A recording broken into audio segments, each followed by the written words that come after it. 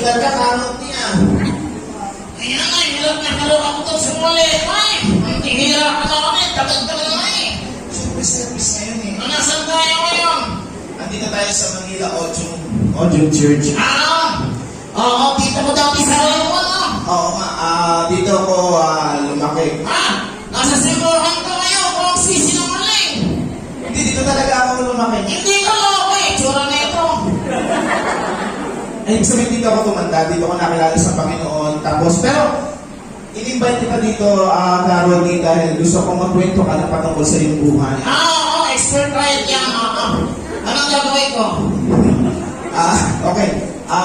Para sa mga hindi nyo po alam kung ano nangyayari, ang tawag po dito, Carol, i-explain ko sa kanila, kapag ang isang host ay kinakausap ang isang puppet, anong tawag sa akin? Ay, isa kang retarded. Anong puppet? Eh, kinakausap ko yung sarili mo, hindi retarded yun. Hindi, ang tawag doon, ventriloquist. Okay? Ang tawag din yung ginagawa natin, tagal natin ginagawa, ventriloquist. Ventriloquist. Ventriloquist. O, siya kung ano yun, gawalap sa buhay mo. Hindi, ganito. Alam niyo po, kaya po sila sasalita ay dahil po sa akin. Kaya naman sila nanonood sa iyo, dahil sa akin. Tsura na ito. Ganito na lang. Karoli, kwento ka na lang ng konting buhay kung paano mo nakilala ang Panginoon. Alam niyo po si Karoli sa Batangas, napakagod po ng kanyang buhay. At ano ang dating ng trabaho? Ay, isang formulary dati. Yung formulary of dati. Sabihin, teka, di ko alam yun. Nagpapagaling ka? Nakakalakad yung bulag eh. Ang Karoli, ang bulag ay nakakalakad. Nakakalakad yung bulag? Sabi niya kasi nakakalakad na ako. Hindi na magkakong pa. Hindi ka na magpapagaling, Karoli. Hindi, ang totoo ay namumula ka eh. Marunong ako namumula dati. Alam mo, sabi sa Biblia, hindi dapat namumula. Dati nga yun eh. Paano ka namumula? Bolang kristal, nagbabasa ka ng baraka. Tinawasa mo lang palad? Palad na dito. Yan o. Hala! Ba't ano nakita mo dyan? Ang baho! Hindi naman, nabira ka naman eh. Tingnan na ako na yun. Ito. Hala! Ano ba yan? Ang liit ng daliri.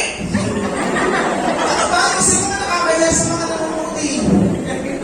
Tingnan ako lang, tingin. Teka, ginagawa mo na Hindi, alam ko yan. Nagal kong ginagawa dati yan eh. ano nakikita mo dyan? Masaswertihin ka. Ako? Baka may maniwala. Hindi, makikita masaswertihin ka. Ako? O kailan yung araw na yun?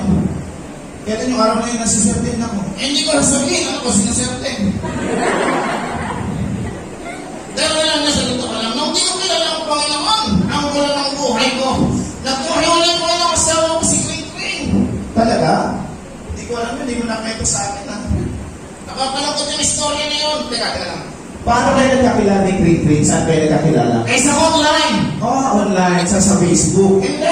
Instagram. Hindi din. Online eh. Saan ka nagkakilala?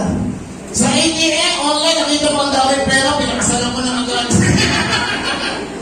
Bira ka pala eh. O tapos, mula nun, Hindi namin mo kayo sa mga isawa. Hindi namin mo kayo sa mga sasawa eh. talaga, ano nangyari? Nagkahiwalay kami sa totoo lang. Oo. Pero alam niyo, hindi ako nagkulang sa kanya. Hindi ako nagkulang. Hindi ka nagpunang sa kanya. Oo, pero nung gawin ko, sinasabi niya, sumusobra ka na. Pero hindi ako nagkulang. O tapos, ang nangyari? Ayun na nga, alam mo yung nakalawahan ko yun eh. Hindi yun humihingi ng pera sa akin sa totoo lang. Hindi sa humingi ng pera sa... Oo, kung saan kumukuha sa wallet ko. Uwas na walang titira sa akin eh. Pero alam niyo, nang nakilala ko ang Panginoon isang isa, di lang akong Panginoon na dalawang ligtas, inago niya ang buhay ko. At ako yun. Alam niyo po, sabi po ni Carol, sabi po kanina, sa preaching natin, ang Panginoon po, pagka nakilala mo siya, babaguhin niya ang buhay mo. Totoo lang! Sabi dun Teka lang, sinabi na ni Pastor kanina. nandyan lang yan eh. Hindi. John 14:6. Di mo pa memorize yung spill natin. John 14:6. Ano yun? Di ba sabi doon? Ako ang daan. Ikaw? Hindi, yung sinasabi sa bahay. Ikaw! Eh, kung ito pala na pastor, ang nag-iimbatan ka sa susunod, ano kasi kipuloy? Ulitin mo, ako ang daan, hindi ako yun. Sabi, ako yung daan. Ang nasasalita si Jesus. Ay, yun ako yung mga napapatakot din. O sige, sabi mo, ako ang daan. Ako ang daan. Saan? Doon? Eh, yun na, naliligaw ako sa ilaw.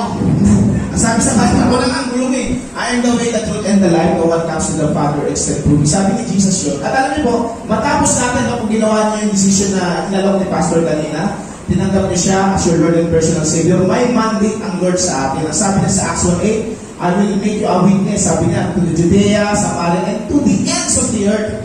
Ang layo nun, eh, papasahin mo ba? Hindi, sabi ko magulo, nagsiset na nga ako eh. So, ang ka-encouragement po natin sa inyo mga nanonood ngayon, sa mga nakapakinig, tayo po ay hindi na naging Kristiyano para maligtas, kundi para magbahagi ng salita ng Panginoon.